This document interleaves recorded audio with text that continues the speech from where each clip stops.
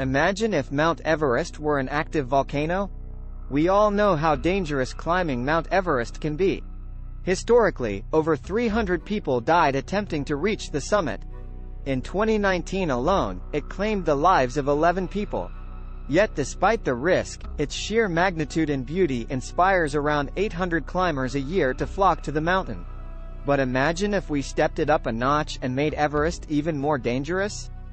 Imagine this peaceful giant was an angry volcano waiting to burst. How's that for an adrenaline rush? This is imagine if, and here's what would happen. There are 1,500 active volcanoes around the world, and many of them found deep in the ocean. Yet, there are only 20 supervolcanoes on Earth.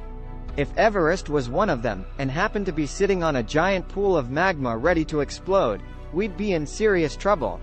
To put this into perspective, the largest eruption on record happened in 1815 on the Indonesian island of Sumbawa. At only half the size of Mount Everest, it was once a 4,000-meter, 13,123-foot tall stratovolcano which melted down to a 1,109-meter, 3,640-foot deep caldera.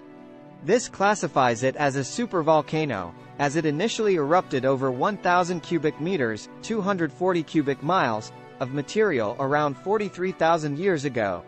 The 1815 eruption of Mount Tambora earned the highest ranking ever recorded. The most catastrophic eruptions happened thousands and millions of years ago. The explosion of Mount Tambora sent volcanic ash kilometers up into the sky, destroying crops and burying entire villages. It triggered earthquakes and possibly large tsunamis. The release of ash and aerosols in the stratosphere blocked the sun, causing nearby temperatures to drop. This made food and oxygen scarce, killing over 100,000 people. Yikes! So if Everest happened to be a volcano ready to burst, what would happen? What would happen in the world of volcanoes and relationships? Size doesn't always matter. It's what's inside that counts. Deep below a volcano, beneath the Earth's mantle, is a magma chamber waiting to blow skyward. It's hard to say how big Everest's magma chamber might be, but it would have to be pretty large to send magma high enough to reach the surface. If you happened to summit Everest on this fateful day, you would be vaporized in seconds. Giant chunks of burning rock would be flung outward, crushing villages and smothering them with ash. A flaming hot avalanche would decimate everything in its path. All 5 countries circling Everest, including Nepal, India, Pakistan, Bhutan, and the People's Republic of China, would be absolutely devastated. Many earthquakes would trigger along the Indo-Australian and Eurasian fault lines. Essentially, this would be very bad news for everyone. But it gets worse. What could we do to add insult to injury? The release of ash into the stratosphere would block the sun, triggering a volcanic winter that could last for several years. This would destroy crops, and the United Nations estimates Earth would run out of food in just over 2 months. If there were any survivors, they would probably be deep in a bomb shelter somewhere, hoarding a lifetime supply of food and toilet paper. There is some light at the end of this tunnel though.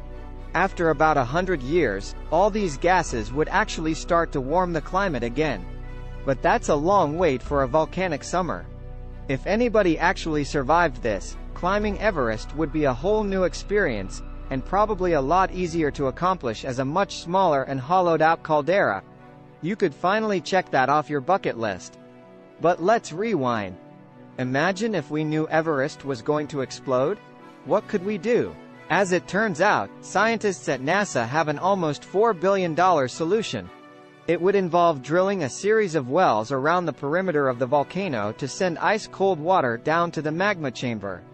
This, in turn, would form a protective ring of cool rock to help prevent a cataclysmic burst. As the water heats up, NASA would extract it at the surface for electric power generation. Talk about a win-win.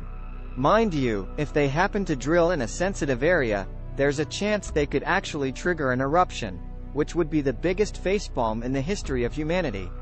Just to put you at ease, Everest is not a volcano and will never erupt. Sherpas and climbers will stay in business for a long time. Yet, there are a number of supervolcanoes on Earth building pressure. These eruptions are extremely rare, as pressure building isn't always what triggers a volcanic event. Unlike earthquakes, volcanoes are much harder to predict. With that said, Yellowstone, America's supervolcano, is